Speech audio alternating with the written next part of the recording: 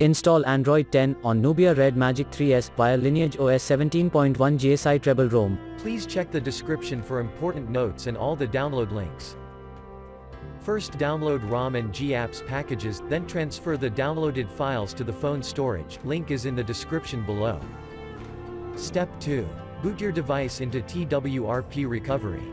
Once in TWRP, click on Wipe, Advanced Wipe, and select the check boxes, as shown in the image, excluding internal storage.